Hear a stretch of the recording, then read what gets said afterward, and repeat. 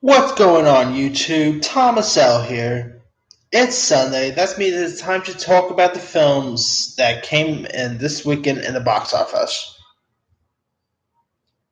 Coming in at number 5 is Crazy Rich Asians, which, once again, is pretty much still in the top 5. And right now, it's pretty much adding another 6.5 million to its already impressive box office.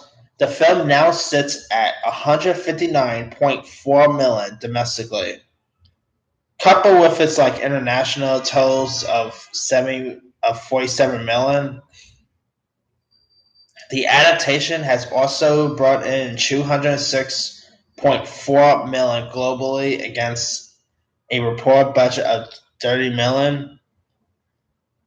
Really impressive. I mean, this movie pretty much came out of nowhere, and it's based on a book, so it technically that came out of nowhere. But I did not expect this movie to. I expected it to make money, but I did not expect it to make this money, like this much money.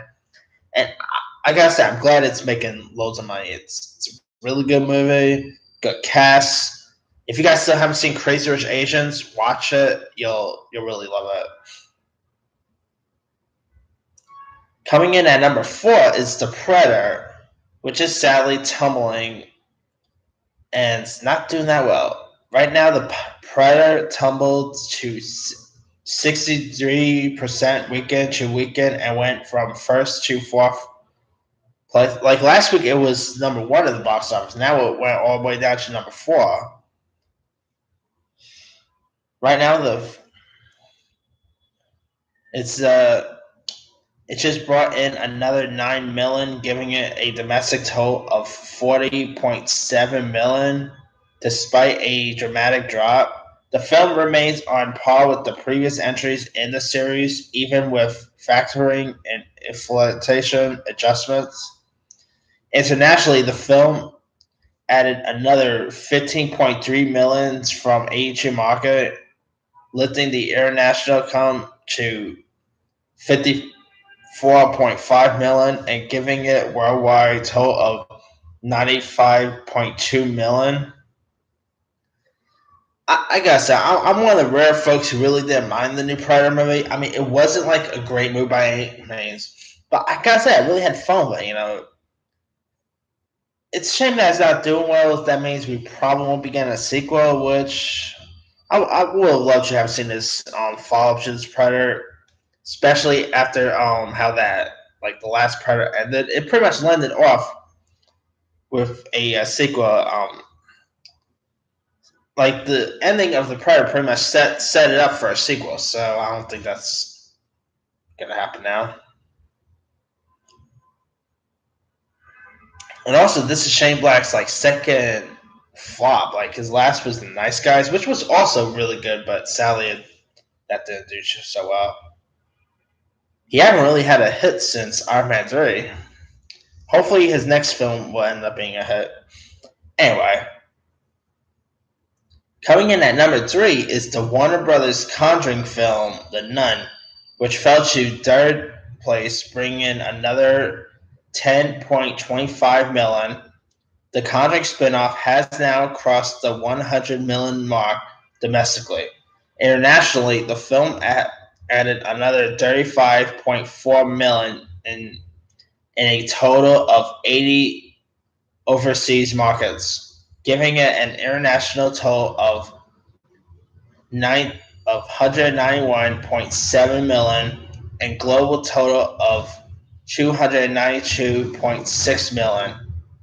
The film is also on par with the entries in the horror franchise and has already passed the first Annabelle spinoff as well as its prequel Annabelle Creation.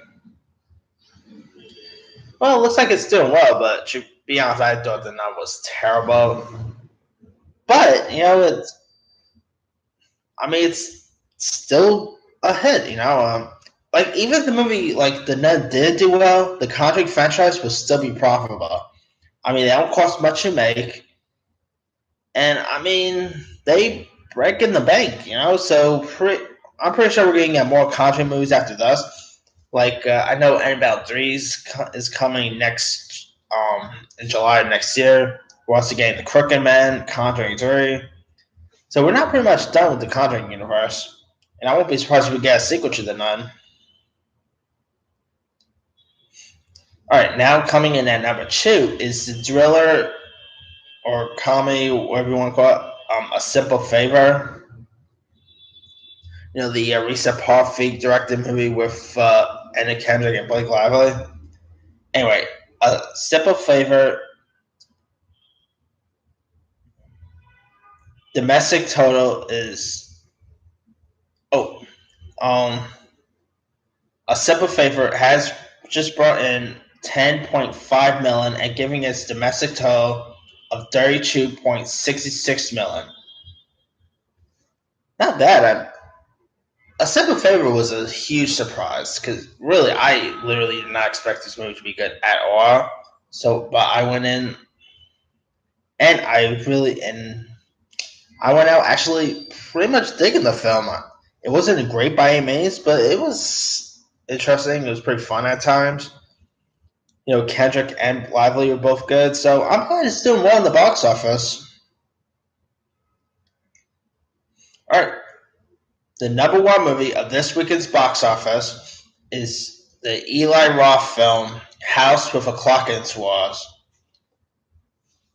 which of course took the number one spot and also brought in 26.85 million and it's also giving director Eli Roth a new record, opening his previous highest opening, which was 2006's Hostel, which made 19.5 million. Internationally, The House with a Clock in Its Walls opened just 14 markets this weekend.